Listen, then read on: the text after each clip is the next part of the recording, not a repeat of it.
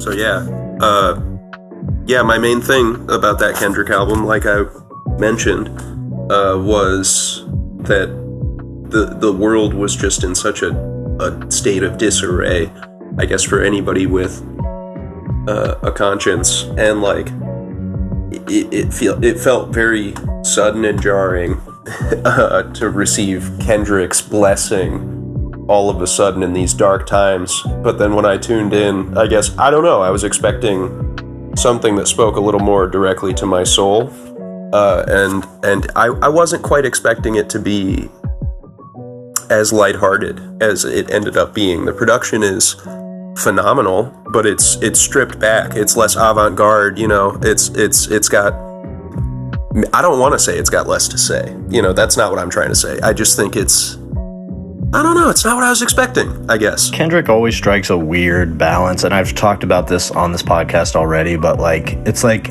he, in the same way as Jay-Z, it's like he wants to be a radical, but it doesn't really align with the way that he has set up his career thus far.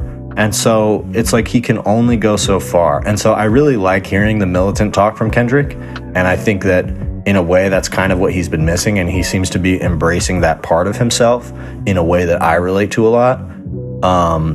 But it just feels like it lacks like an ideological clarity, I guess, because, you know, it just feels like, you know, the militant talk is great, but to what end? You know what I mean? And nobody has the power, the ability, the platform to organize people in the way that Kendrick does, and especially in the way that he is like moving on his own accord now and sort of dropping music whenever he wants. He doesn't seem as constrained by like label expectations or whatever. So it's like he could make some serious moves if he wants to organize the hip hop community or organize politically or whatever it is that his sort of goals are.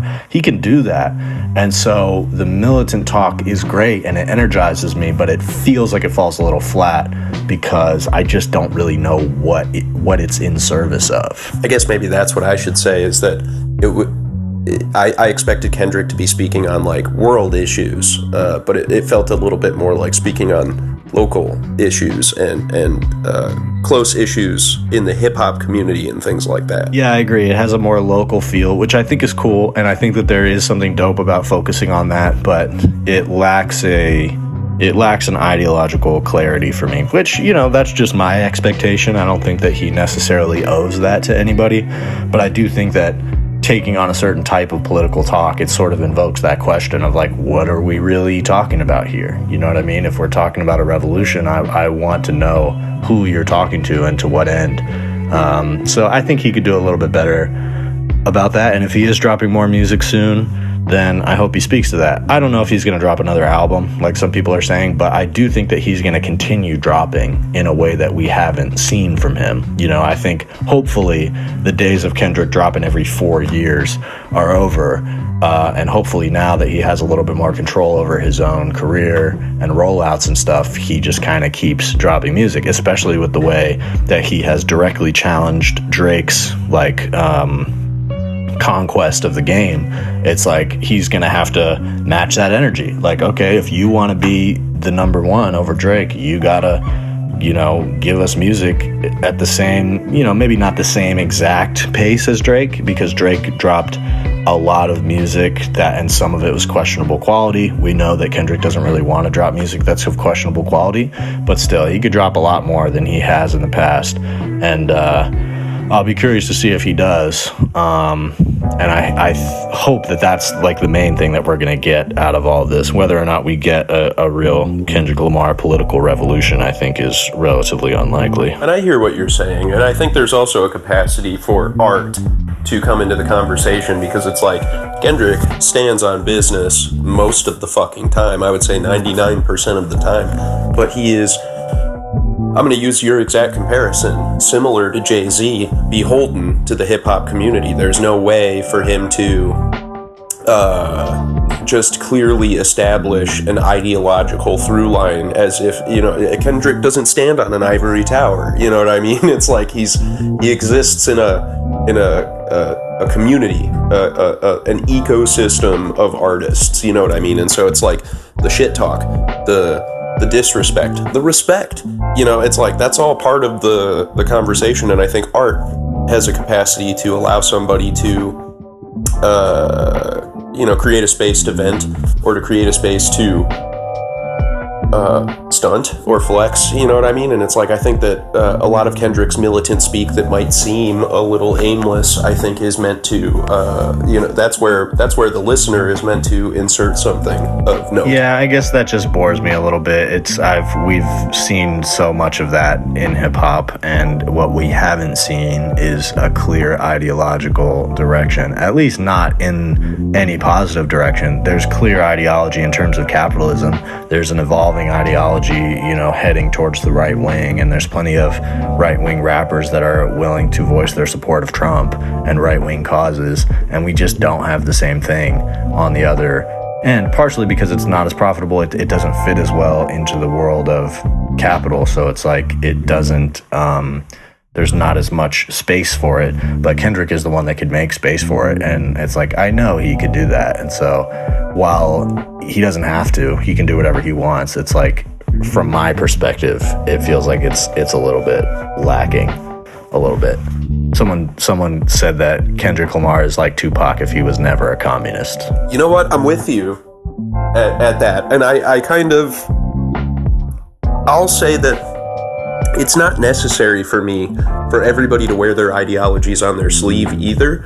But I think that at a certain point, when you do have a platform of a substantial size, you know what I mean? When you have the influence that one person has, and it's crazy to talk about the entertainment industry as giving somebody influence, you know, like, but it is influence. It's undoubtedly influence. And it's like, so for one person to have all that influence over people with an unclear ideology in place, that does cast doubt into the minds of certain people, you know what I mean, myself included. And I guess I'm with you. You know, it'd be nice to know exactly what all of this is pointing towards, you know what I mean? It's like, is this a cause that I can agree with or get down on, or do I have to just kind of ask questions, you know what I mean? Do I have to hold back, you know, think about it critically, you know, because I mean, obviously that's how you handle every situation, but it's like, I guess what I mean is in response to it not being clear, you know, it's like, is it going to be obfuscated? Am I going to have a hard time parsing out what this guy's philosophy is? You can't follow anybody too far if you don't know why you're doing it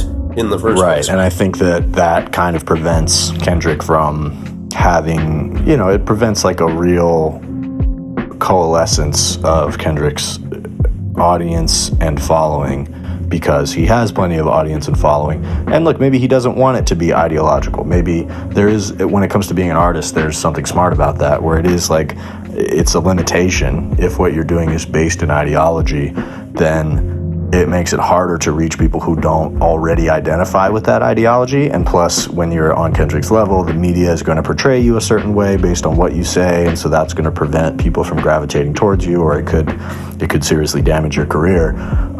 So I get why he avoids it, but I think that that's lame, and I think that it's, for someone to be a truly subversive artist, I think that they have to do away with that. It's like, you have to fucking stand up for what you stand up for, and that's what the people on the right wing understand. It's like, to them, they are doing the subversive thing, and they don't care about the way that that's going to limit or affect their career.